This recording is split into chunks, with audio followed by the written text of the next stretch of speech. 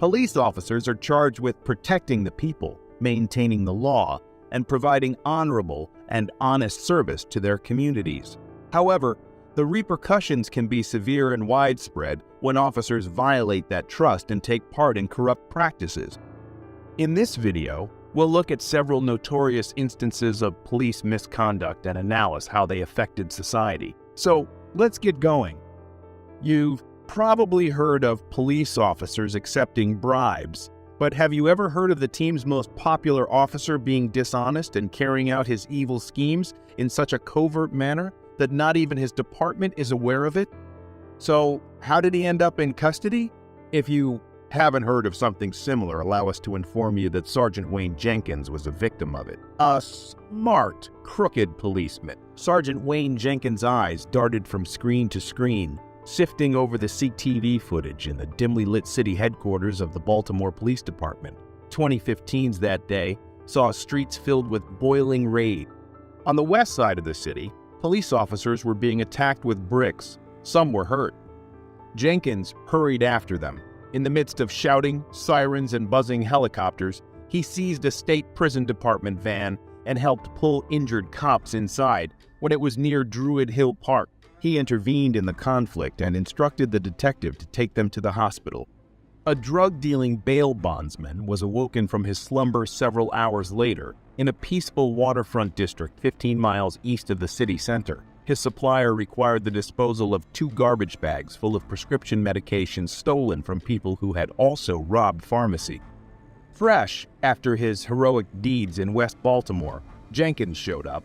He opened the trunk and carried the pills inside the garage. After the bondsman handled selling them, the police sergeant and the latter would split the proceeds. Wayne Jenkins was living 2 lives at a time. He was already well known for running aggressive street squads at the age of 34. Later, he was in charge of the prestigious Gun Trace Task Force, one of the Baltimore Police Department's most effective tools for combating violent crime. He also served as the commanding officer of a team of police officers who engaged in robberies and narcotics trafficking. Jenkins and 6 members of his gun task force were charged with federal racketeering in March 2017, which shocked Baltimore. Many robberies, extortion, and overtime fraud were all allegedly committed by a group of seasoned police officers. Following the shooting death of Freddie Gray, long-standing mistrust of the police among many Baltimore residents grew. But the breadth and depth of these accusations were astounding. The Gun Trace Task Force was well known within the police force for its accomplishments in seizing alleged drug dealers, their caches, and their illicit weaponry. Jenkins was developing a reputation as a policeman in the division whose aggressive approach got results. His reputation as a cowboy who broke big cases through a frenetic pace of citizen stops and occasionally supplied evidence pointing up a chain of drug dealers was generally positive among current and former police officers. Jenkins, who had been praised as a rising talent by department leadership and rank-and-file officers early in his career, was a leader with a remarkable flair for delivering the goods. For his assistance in the 2009 recovery of 41 kilograms of cocaine, worth $1 million hidden in a man's truck at the time, it was touted as the largest cocaine seizure in the division's record. This was only one of Jenkins' numerous huge seizures. Did you know that Jenkins was awarded a Bronze Star for this huge achievement? Although it may seem strange, the Baltimore Police Department did not experience any instances of a police officer receiving both praise and criticism. In the world, Wayne Jenkins and his colleagues in plainclothes lived in success and wrongdoing were not mutually exclusive. In fact, they occasionally seemed to go hand in hand. A year-long investigation by the Baltimore Sun turned up warning signs that Wayne Jenkins wasn't a reliable policeman. His supervisors and others either failed to see the warning indications or choose to ignore them. Between 2006 and 2009, Jenkins was the subject of at least 4 lawsuits that claimed misconduct. 3 of them resulted in the plaintiff's victories, either as a result of jury verdicts or the city's decision to settle the case. The suits, however, had no internal repercussions for the police agency. Despite the lawsuits and subsequent video evidence from the squad's body cameras, Jenkins' supervisors did not review the arrests he was making. His legal defenses regularly failed in court, despite the fact that he was removing criminal suspects off the streets. 2014 saw the delivery of a surveillance video to the state's attorney's office in Baltimore's Police Integrity Division that seemed to show Jenkins perhaps putting drugs in a suspect's car. Authorities investigated the matter and even presented evidence to a grand jury, but finally determined that there wasn't enough proof to warrant an indictment. The same video reportedly led to a rare police department disciplinary probe against Jenkins, who was accused of misbehavior internally in 2015. This information comes from a copy of the case file that the Sun reviewed. The investigators proposed Jenkins be demoted and placed on paid leave, according to the department's then Internal Affairs Chief, Daryl DeSouza, who was the deputy commissioner at the time, allegedly intervened to halt the penalty. DeSouza denies remembering the encounter, despite having later served as a commissioner and currently being in jail on federal tax charges, before being named in 2016 to lead the Gun Trace Task Force, one of the most recognized plainclothes teams in the police. These allegations of misconduct were made while Jenkins was serving in a number of plainclothes units, a long time before he was appointed. It is hardly surprising that Jenkins' greatest crimes, drug trafficking and robberies, were able to flourish in Baltimore's tolerant plainclothes culture, even if they seem to have been kept secret. These devices regularly operated unattended. They were free to hold and release suspects, as well as develop informants. They sometimes discreetly stepped over the line from aggressive policing to violating civil rights. When Jenkins first started stealing is unknown. In 2011, his first theft was reported. By the time his criminal career had completely taken off, it had already involved high-profile robberies and break-ins, and he was making over $170,000 per year, in part due to overtime fraud.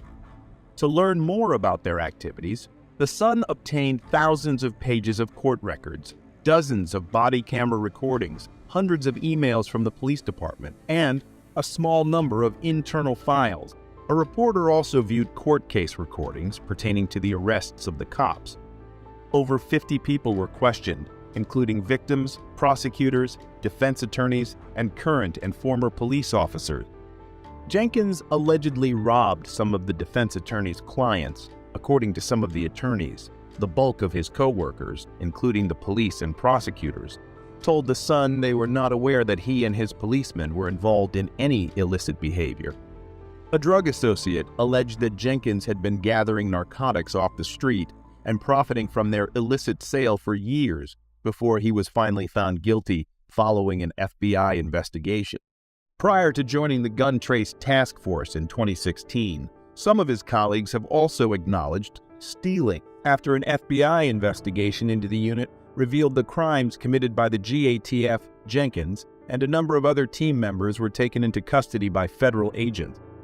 In June 2018, Jenkins was sentenced to 25 years in federal prison after entering a guilty plea to charges of racketeering, robbery, and record-keeping fraud. Corrupt police officers damage the reputation of their fellow officers who obey the law and honorably and devotedly serve their communities. They damage the reputation of the entire police force and make it harder for honorable officers to carry out their duties efficiently. The integrity of the judiciary and law enforcement is threatened by corruption, an immoral and unlawful practice. In addition to breaking the law, corrupt police officers damage the public's faith by taking bribes, covering up crimes, or employing excessive force. Furthermore, dishonest police officers can cause harm to innocent people by infringing on their civil rights, making false arrests, and acting abusively. This can result in erroneous convictions, the demise of the rule of law, and a loss of confidence on the part of the general people in the competence of the legal system to uphold their rights and interests. Public safety is compromised, and the rule of law is weakened by corrupt police officers. They undermine public trust in the police and foster an atmosphere of impunity where criminals feel free to act without consequence because they know that some police officers can be purchased or intimidated. What conclusions have you drawn from Jenkins' tale? Do you have any additional examples of dishonest police officers who were punished? If so, please tell us in the comments section.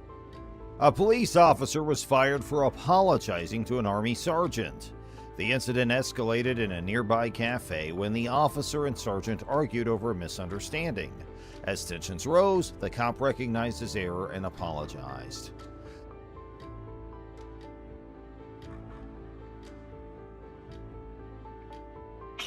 Hello. Hey. You know who that is? No. Who's your girlfriend or your baby mama? Lady right here. First of all, that's my wife, Margaret. Okay. Margaret. Okay.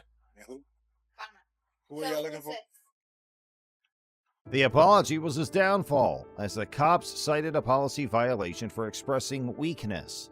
The officer's termination has divided the community, with some applauding his openness to accept mistakes and others arguing that the department must maintain discipline.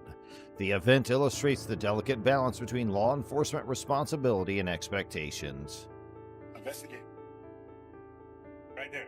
9 years, U.S. Army. Now, what's the problem? Okay. What's your first name? I don't have to identify myself to you, do I? Am I under investigation? You want to tell me what's going on? 102, can you confirm the address? Can you come out here? No, she can't come out there. Y'all need to tell me what's going on. This is my house. Don't. Copy. They're advising that this is not the right address. No, Hi, ma'am. Ma'am? Y'all violating my rights right now. Actually, we're not, dude. Yes, you are, because No, you're we're not not. telling me who that is. I said it to you. Listen to me, dude. We're not violating your rights. You are. How? Because Which right? Which civil right are we violating? Why are you raising your We're voice? not violating Why is he raising anything, his voice? okay? Why is he raising So his we voice? are here on Are you a threatening welfare me? check. An urgent call from the local medical center about a poisoning incident disturbed the solemn atmosphere at the police department on May 10, 2020. The officers rushed to the scene, their expressions furrowed with concern. The medical institution received a frightened patient with symptoms of purposeful poisoning. The detectives and medical professionals methodically gathered evidence to solve the case. They remained concentrated as the situation grew severe, reflecting their dedication to finding the truth.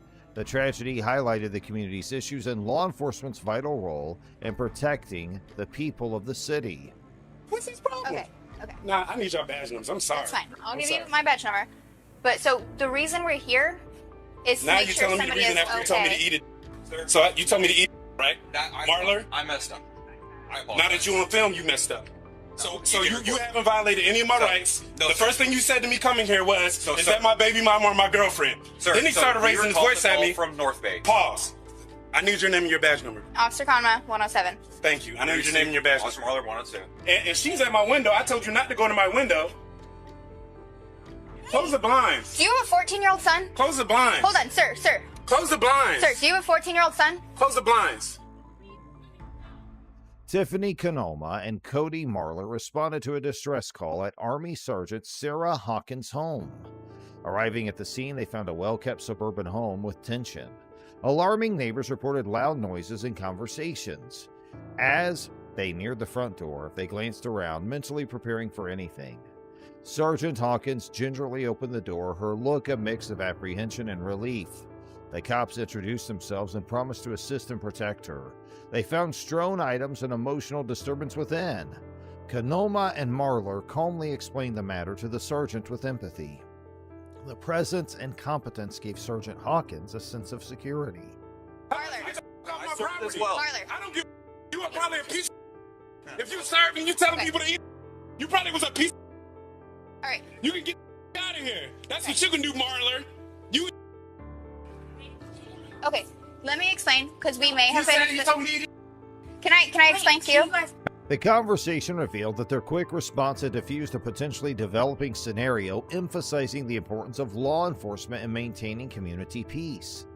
As cops yelled at Sergeant Hawkins, the precinct was tense. Raised voices and colorful language broke the customary decorum as the precinct walls seemed to absorb the intense argument. Officer Marler, who violated department regulations, was the focus of this verbal altercation. And our dispatch. So we got a call that we need to.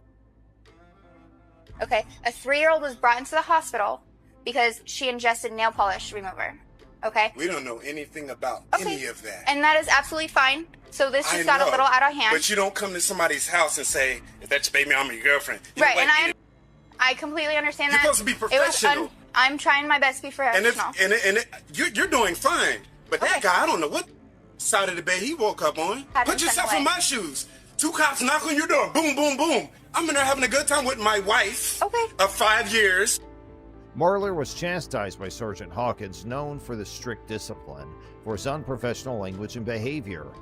This incident revealed a wide rift between the seasoned officer and his colleagues, showing how a law enforcement unit's values and expectations clash. The precinct was forever changed by the incident, which stressed the need for following departmental procedures and remaining professional even in stressful times. Officer Marler has apologized for his recent behavior, which gained public notice and sparked concerns. So Y'all want me to, like, quote what statute you guys are violating? I'm not one of those people, but I'm pretty sure I can go on Google and see if we this have is every legal right what to be you here did. to check on somebody, and you have the right to Google us and make sure. So you have the right to be here and check on somebody, right? Yes, Did I have to come out my door? you did not. We needed to come Exactly. check. The formal statement apologized for any discomfort and pledged to uphold law enforcement's highest standards. The government soon issued a statement recognizing the occurrence. The statement stressed the necessity of following a stringent code of conduct and their commitment to ethics and professionalism. It also informed the public that internal measures will be implemented to resolve the issue and prevent repeat accidents.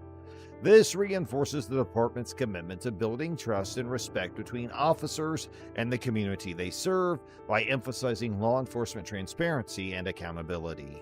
Loveland Police's wrongful arrest of Karen Gardner has outraged the community and beyond. On June 26, 2020, cops apprehended and confined 73-year-old dementia patient Garner for trying to exit a Walmart without paying $13.88. The officer's wrist lock and shoulder pressure caused Garner to dislocate her shoulder, break her arm, and other injuries. Later publication of body camera footage fueled public fury. The incident emphasizes the necessity for law enforcement mental health training and awareness. The Loveland Police Department was criticized for its response, prompting calls for accountability and reform. 73-year-old Garner, whose dementia affected her memory, was confused in Walmart's fluorescent aisles. She stumbled toward the exit with a few unpaid things, her wrinkled brows showing her diminishing awareness. The store security guards gently intercepted Gardner, seeing the weakness in her eyes. An understanding staffer guided her back to the checkout amid the chaos.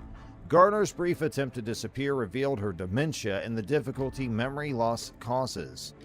Officer Austin Hopp responded quickly to the emergency call. He fought Gardner and restrained her with determination. Hopp used controlled power and professional urgency to control the issue. The intense interaction highlighted law enforcement's challenges in preserving public safety in complex and possibly dangerous situations. And before that, you tried to steal from Walmart. And they caught you and took the stuff back. Stand up. Oh.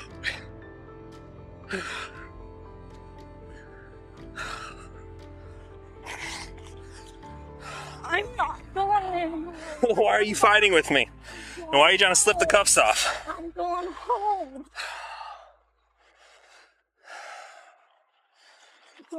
Stop. I'm going home. No, you're not. Are you finished? Are you finished? We don't play this game. You understand me? And if you try to kick me, oh, this is gonna be bad. I'm going home. Stop. I'm going home. I'm going home. Officer Daria Hilali arrived with nervous anticipation. As she approached, her stern face showed determination. The situation escalated quickly when both police appeared to use excessive force when arresting Garner. Their unrelenting activities put doubt on the incident's legality and raised questions about the police department's use of power. They watched in surprise, increasing their concern as the interaction developed, and the tragedy raised important questions regarding police training and responsibility, prompting a reevaluation of public safety practices. Get in the car. In you go. Do not hook onto him. I'll come on the other side and grab her.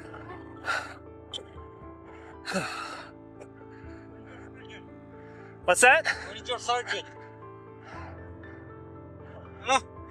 Who's my sergeant? Yeah. Okay, well, first, I can tell you that.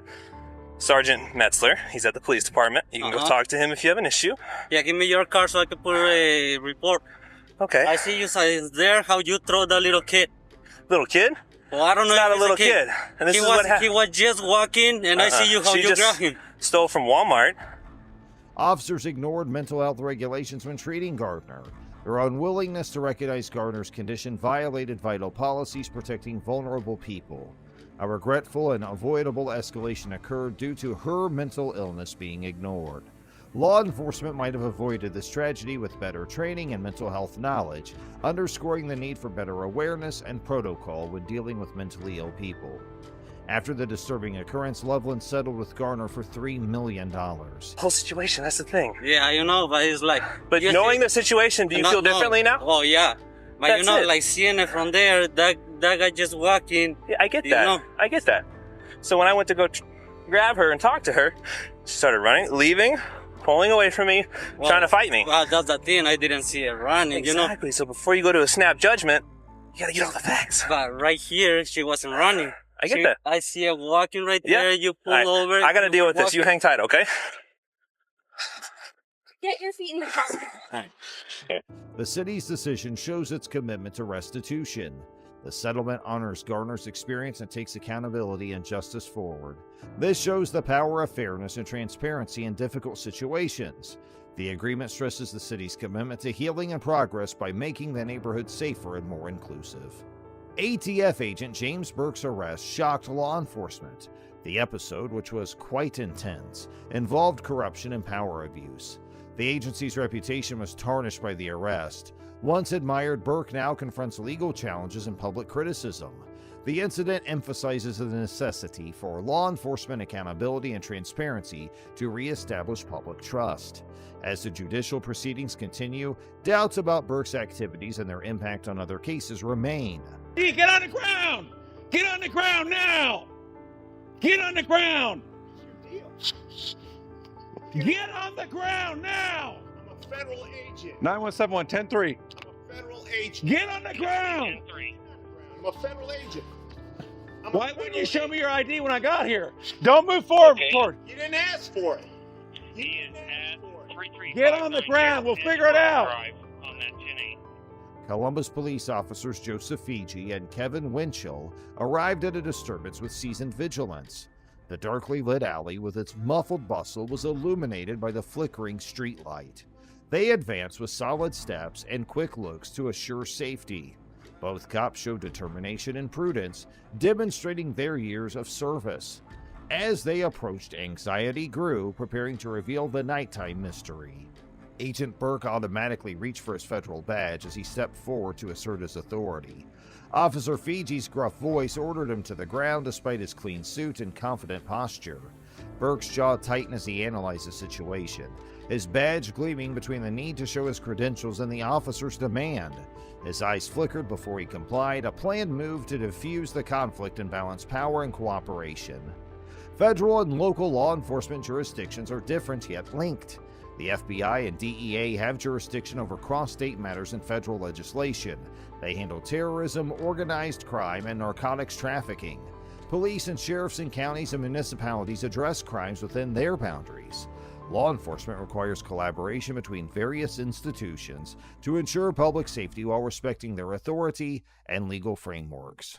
Agent Burke's defiance changed when Officer Fiji, resolute and determined, led with a charged taser. The car! Why would you make us do this? I didn't want you to. I wanted to. Wait. No, you knew what you were doing. Sir, calm down. Relax. Sir, hey, guys, please, just talk to me for 1 second, please. Get in the car. No, We'll wait. talk later. Sir, wait. You had your chance. No, I was trying to give you my creds. You didn't let me show You them to never you. once tried. I did. Get in the car. Wait. Now! Have a seat. Please, wait, I gotta breathe. Okay, please, you sir, can, let you me can breathe. sit down and breathe. Let me breathe. I have a medical condition. We're going to get air to you. Get No, your legs no. in. Get your Sir. legs in. We're closing this door. Sir, Get your legs in. I need air. Sir, please, call an ambulance. I'm asking for an We ambulance. got a medic coming. Get in the car. Officer Fiji's vigor and determination seemed to melt Burke's resistance. Tense expectancy lingered before Burke's determined posture broke free. Burke's submission was unavoidable due to the overwhelming force. The scene was filled with relief and submission as the taser stopped, ending Officer Fiji's determination and Agent Burke's defiance. Agent Burke reportedly conducted a firearm follow-up at the scene. The Bureau of Alcohol, Tobacco, Weapons, and Explosives, or the ATF, enforced federal weapons, explosives, arson, and alcohol and tobacco trafficking statutes in this case. The ATF's role assures strict firearm distribution and use regulation. As the operation proceeds, Agent Burke's involvement and the ATF's goals will become clearer, revealing their efforts to protect public safety and federal regulations. The complainant's unwillingness to open the door reflected their Fourth Amendment attitude. They refused the authorities' admission request, citing the Constitution's ban on unreasonable searches. This principled approach highlighted the fragile balance between individual liberty and police enforcement. As anxiety rose, the scene captured the spirit of the Fourth Amendment, demonstrating the importance of private rights in a security-conscious culture. The stalemate reminded citizens that democracy relies on their vigilance in maintaining their constitutional rights. Agent Burke sued Columbus officers federally for excessive force and injury. The lawsuit alleges that cops used excessive force and caused significant harm during a recent incident. Burke, a devoted law enforcement officer, argues the cops' actions were unnecessary and civil rights violations. Burke's situation epitomizes police misconduct and accountability debates. As the judicial procedures progress, attention shifts to law enforcement practices and the national debate on police use of force.